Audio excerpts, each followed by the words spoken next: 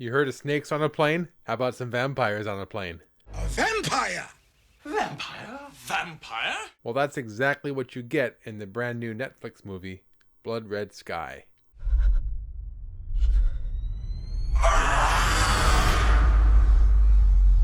guess it's not exactly a brand new movie. It came out last week, but close enough. So Blood Red Sky takes place on a plane flying from somewhere in Europe. I think it's Germany to New York.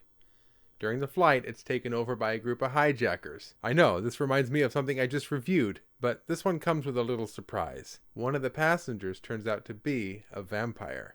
But who is the vampire?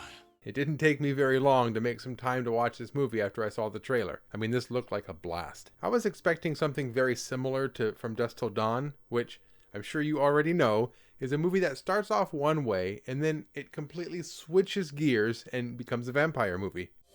Vampire?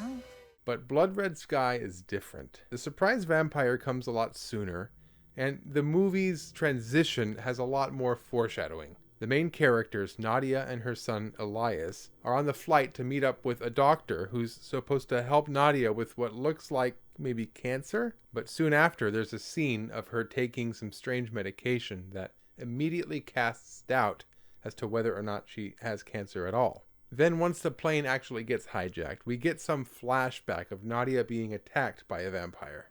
So by the time Nadia actually transforms, it's not much of a surprise. Well, we also learn during other flashbacks throughout the movie that Nadia has been suppressing her transformation into a vampire for years with medication. But even with the medication, she still has to fight off her vampire urges, because once she becomes a vampire, she can never go back. And she's willing to go through all of that, of course, so she can be there for her son. But when the plane is taken over, Nadia allows herself to transform in order to protect her son.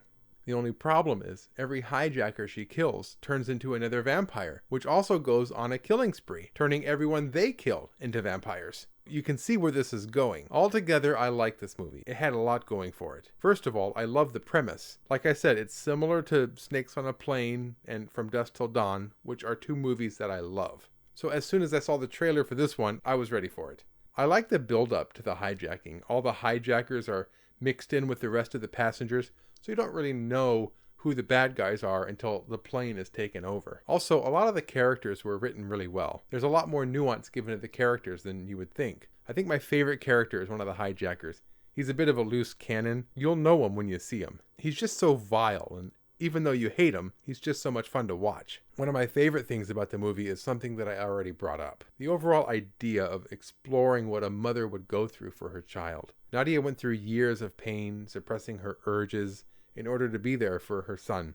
But the moment he was in danger, she was willing to make the ultimate sacrifice to protect him. Elias, too, is forced to make a really big sacrifice by the end. Horror is my favorite genre. Murderers and masks, killer dolls, demons from hell, even blood-sucking vampires. I love it all. But even I can't deny how scandalous and exploitative horror movies can be. So it's real refreshing to get one that actually has the guts to explore something a little more sentimental. With all that said, the movie is a little heavy-handed with all of this. And with that, I'm going into the bad. It really became like a running gag that every scene in the movie was just about saving the boy. Let everyone else die, just save the boy. There were plenty of other people on the plane worth fighting for. There was no reason we couldn't focus on any of them too. Instead, it was all about saving Elias.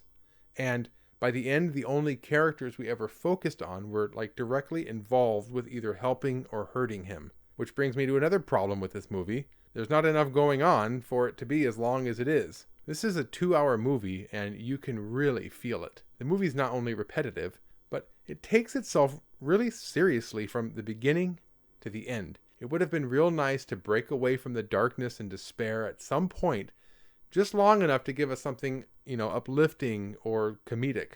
A little levity or laughter here and there, it would have gone a long way, because by the end of this movie, I was ready for it to be over. Also, if you do end up watching this, know that it's a foreign movie. Normally, I wouldn't consider this a bad thing, but in this case, the voice acting in the dubbed version is horrendous, especially for Elias. Almost every line of dialogue is so painful to listen to, and he talks a lot. Now, I know what you're thinking. Kenny, why don't you just watch the subtitled version? Well, I would have, but Netflix had me watch the dubbed version by default. I had no idea there was an option for subtitles. So if you don't mind subtitles, I'd recommend watching it that way. Like most foreign flicks, they're better in their original language. Unless you can't read, then you're stuck listening to this. No! Let me go! You have to save Ari. Thanks for watching, everyone. My name's Kenny, and until next time, let's not just watch movies, let's talk about them too. Netflix is supposed to be releasing a movie a week for the rest of the year. How about werewolves on a plane? Killer dolls on a plane? We people of the mountains believe vampires live at the castle. Vampire?